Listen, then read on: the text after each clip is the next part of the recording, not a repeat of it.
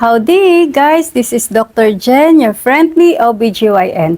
Our topic for this video is vulvovaginal candidiasis or yeast infection.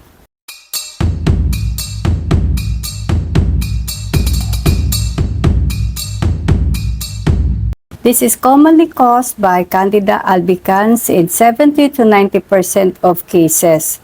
And this yeast is normally present in the vagina in small amount.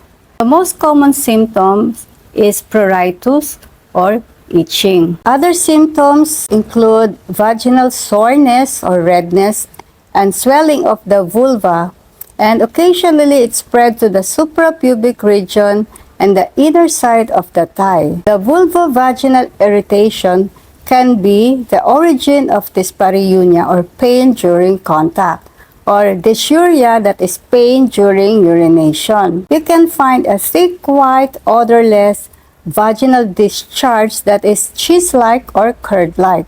You can also find thrush patches in 15 to 20% of cases.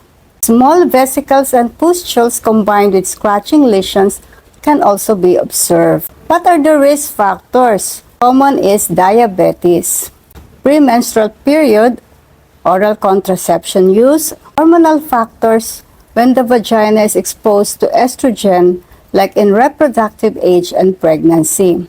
A depressed cell-mediated immunity and antibiotic use can also lead to the development of vulvovaginal candidiasis. So how do we diagnose the infection? First, by the use of wet preparation or saline 10% potassium hydroxide, and second, by a gram stain of vaginal discharge which demonstrates yeast or hyphae or pseudohyphae.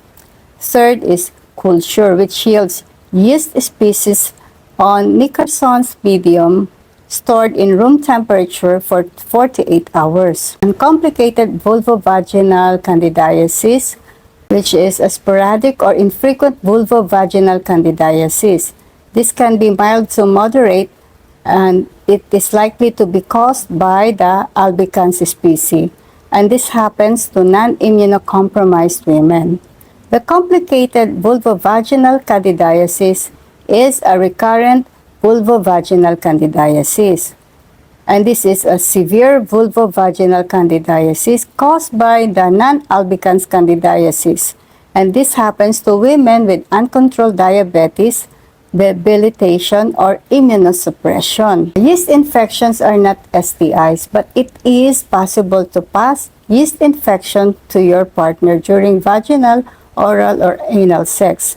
About 15% of men get an itchy rash on the penis if they have unprotected sex with a woman who has a yeast infection.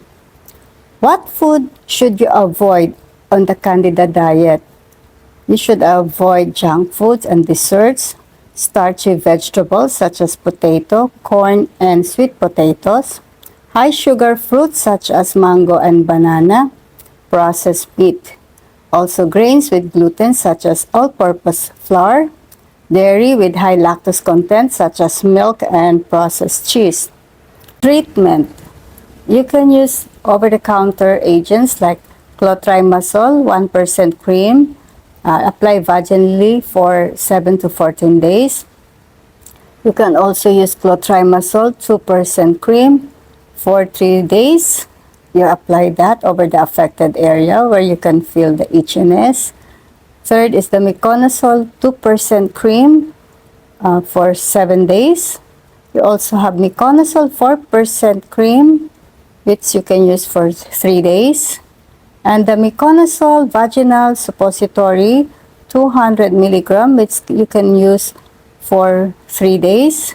You also have the miconazole 1200 milligram suppository for single dose or only used for a day at bedtime. Another is theoconazole 6.5% ointment. You can use vaginally on a single application. If you don't like to use vaginal preparation, you can have an oral medicine like fluconazole 150 milligram orally as single dose. For severe vulvovaginal candidiasis, the signs and symptoms include extensive vulvar erythema, yung pulang-pula na ang inyong puwerta, maga at may mga gasgas or may mga fissure formations. Treatment is 7 to 14 days of topical azole or 150 mg of fluconazole in 2 sequential oral doses. Second dose is 72 hours after initial dose. An addition of topical corticosteroid agents for 48 hours can also be done. Clotrimazole with betamethasone, isoconazole, and other topical antifungal steroid agents can also be added. Recurrent vulvovaginal candidiasis means you have 3 or more episodes of symptomatic vulvovaginal candidiasis within 1 year. Ibig sabihin, sa loob ng isang taon, more than 3 times ka nagkaroon ng yeast infection. This affects less than 5% of women. A treatment for recurrent vulvovaginal infection includes fluconazole 150 mg orally in 3 doses given every 72 hours or every 3 days. Intravaginal azoles for 10 to 14 days. For patients that are resistant to azoles, they can use boric acid gelatin capsules 600 mg vaginally daily for 14 days.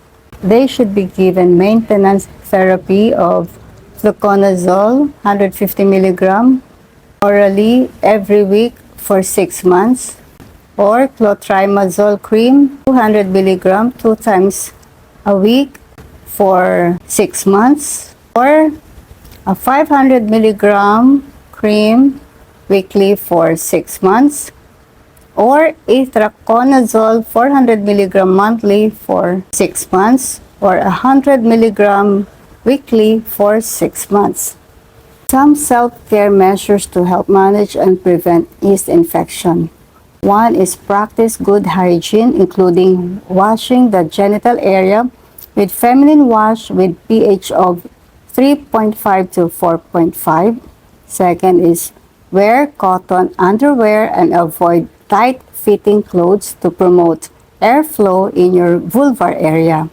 Number 3 is avoid using scented products in your genital area like scented pads. Fourth, avoid douching as it can disrupt the natural balance of bacteria in the vagina. And number 5, eat a healthy diet rich in probiotics such as yogurt to help maintain a healthy balance of bacteria in the body. Thank you for watching this video. I hope you learned how to avoid this kind of infection to stay healthy. So follow my advice and I hope you will not suffer this problem.